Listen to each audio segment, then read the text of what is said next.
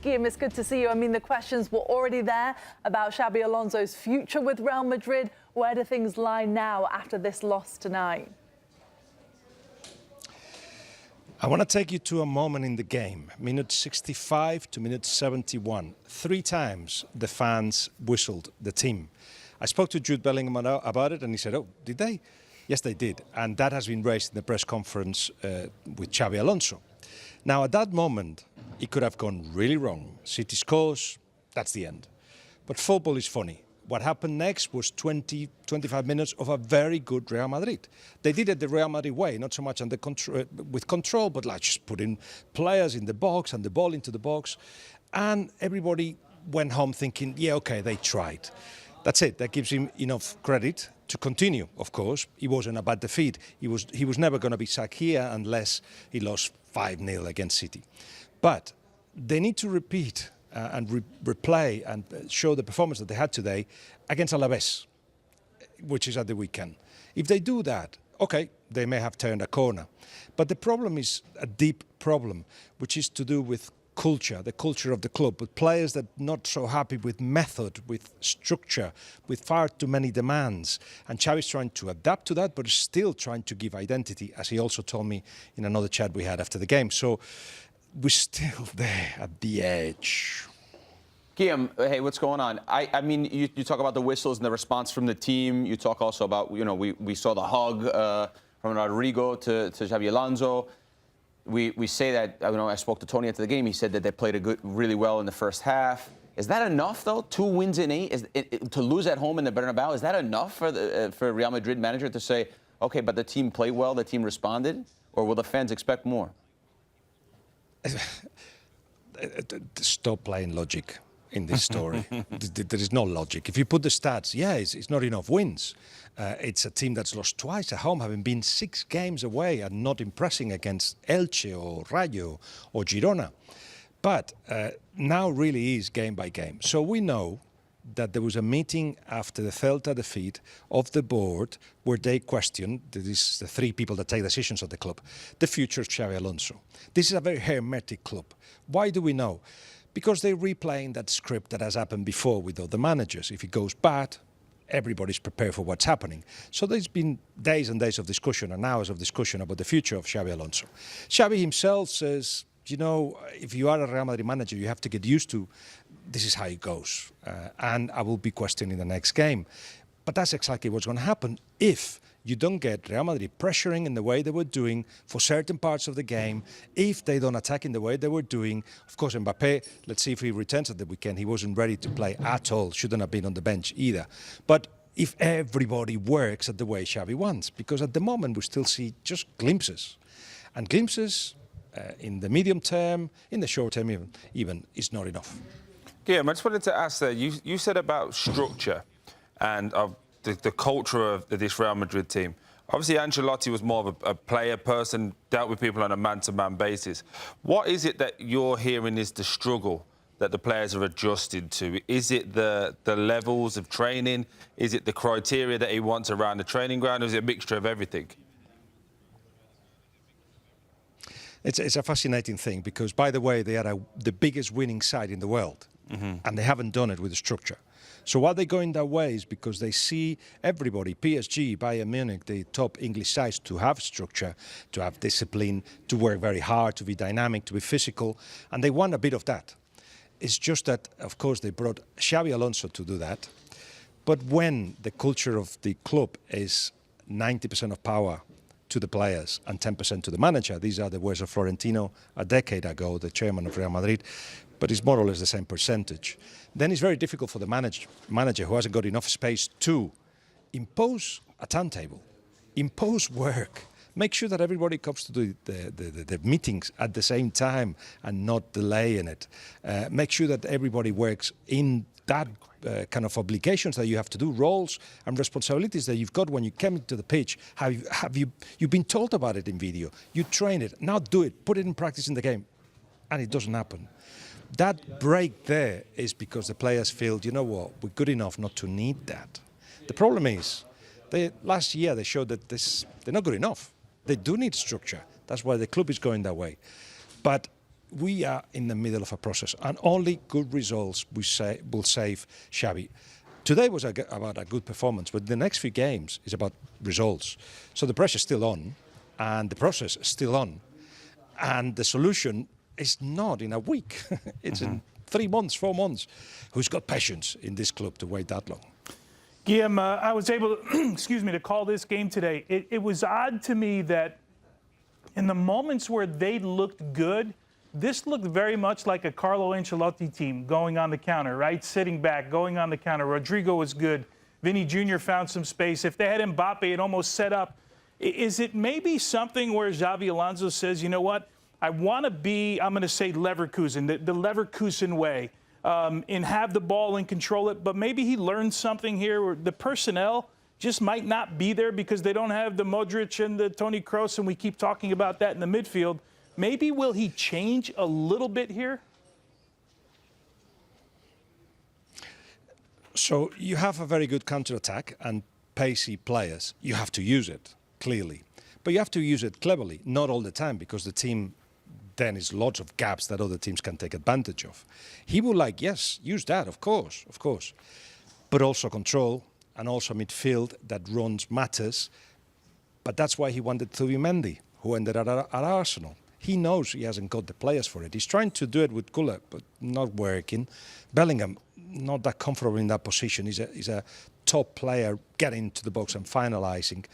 So he perhaps hasn't got the players for what he wants to do. So with that in mind, and still wanting to be a team, I don't know if you saw how many times he went during the game and went like, meaning, guys, just close the lines, especially when they didn't have the ball.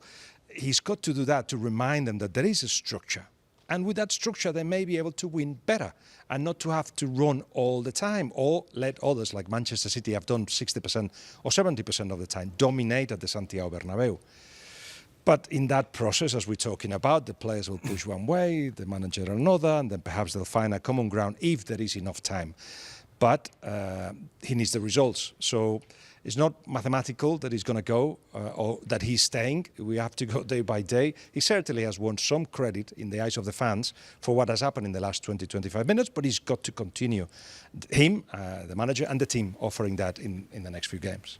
Guillem, really quickly, if we look ahead, and let's say the inevitable does happen and he gets sacked, unfortunately, who's the likely replacement? Are we going Zidane for the 4th time?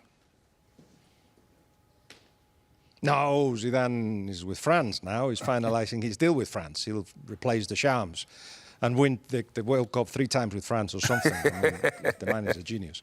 But no, it's going to be, we think, Santi Solari, who was a director at the club, but of course was a manager at Real Madrid before, or Arbeloa, who is Castilla, Real Madrid B manager as well.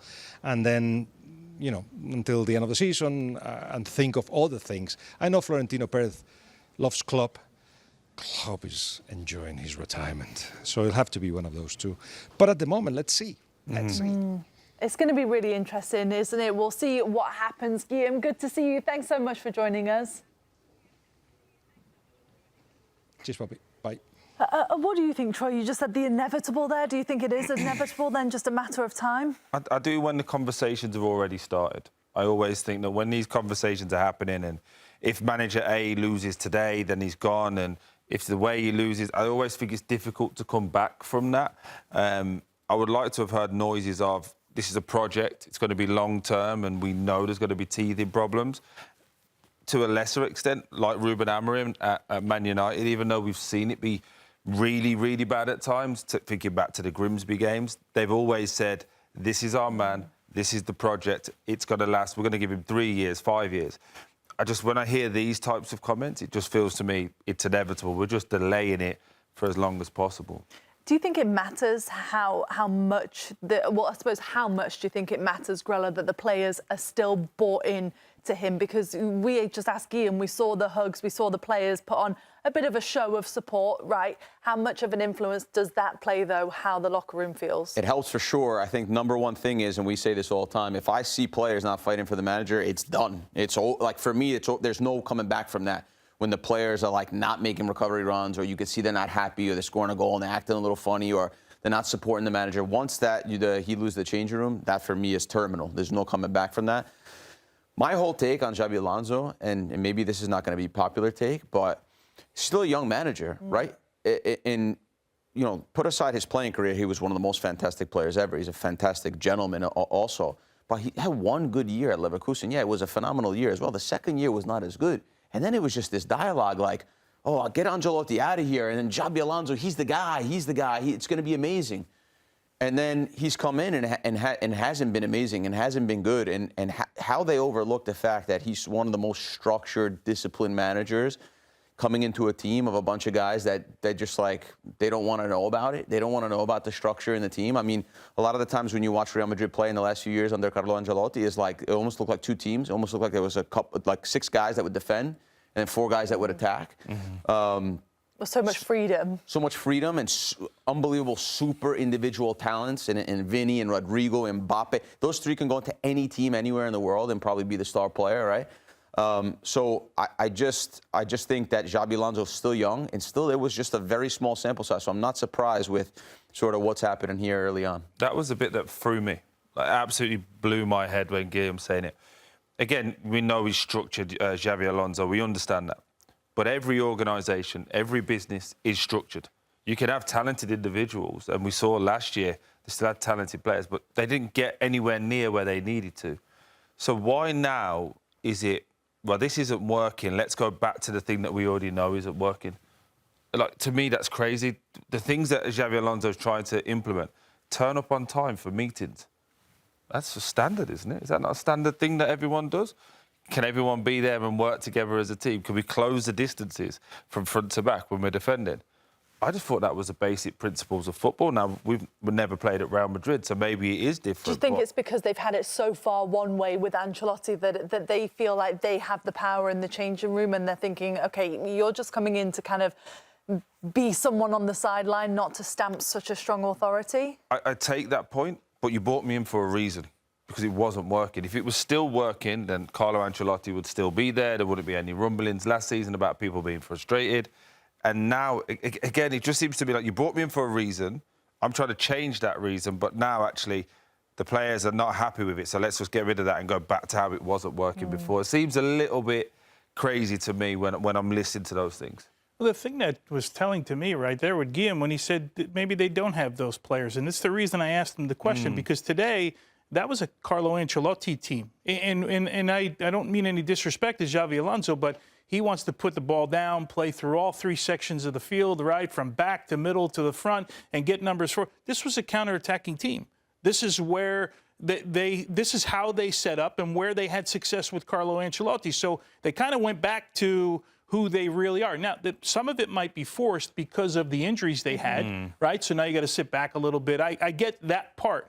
But that's when they looked best today, right? This was not a typical Xabi Alonso type team that we were sold on, right? We were sold at Leverkusen, right? He took over halfway through a season and took that team, I think, from 17th almost to the top of the table. Then he wins the Bundesliga, right, in dramatic fashion, gets to a European competition final where they lost to Atalanta. But major success there.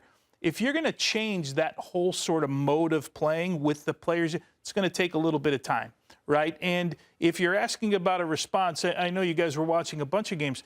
The players fought tonight. It's one of the things we pointed out throughout the entire broadcast. They battled for every single ball tonight. They were good in the press when they went. It was a different mentality, right, from what we saw on the weekend. Keep in mind, we're a week removed from the Athletic Club game where Xabi Alonso said right after the game, this was the perfect performance. So a week ago today, he was applauding his team, and then we got the result on the weekend. So it's a bit of a roller coaster right now, which will happen with a young manager and when you're trying to change something from one way of playing to a completely different way. Does he have time? I don't know, because it's Real Madrid. They don't get a lot of time. It's such a good point, Tony. Well, we've asked the YouTube viewers just that question. Will he be given time or should he be fired? 44% of you say yes, 56% of you say no. So it's pretty split down there. Yes or no for you, Troy, right now at this moment in time? No. No? Build a bit of project. Okay, Grell? Yeah, I think way too early for sure, and he's trying to change things. And the fact that he has the players backing him, and some of the performances, especially tonight, were positive. If you look just purely at the performance, not the result, no, not yet, not yet. In a couple of weeks, maybe it's different. This comment looks like it disagrees with kind of your thoughts on the game, Tony. Real Madrid players aren't trying to play for Xabi, but you felt like they were tonight. Yeah, for me, me and Chris Whitty got it wrong because they battled everywhere for 90 minutes. And even Guillem said in the last 25 minutes, they were throwing numbers forward, winning balls, getting it forward quickly. Rodrigo showed up, right? And this is a guy, it was, I think before tonight, was 31 matches. He hadn't scored a goal under just as much pressure as a player as the manager was in this one. He gets himself a great goal on the night. Again, I said during the broadcast that this game almost set up for Mbappe. Unfortunately, he wasn't available, right? Because there was so much space. Look, Man City was really good to fight their way back into this game in that first half, right? They were under it a little bit. It was a really good performance from City, but I thought from an intensity standpoint, Real Madrid matched City for 90 minutes.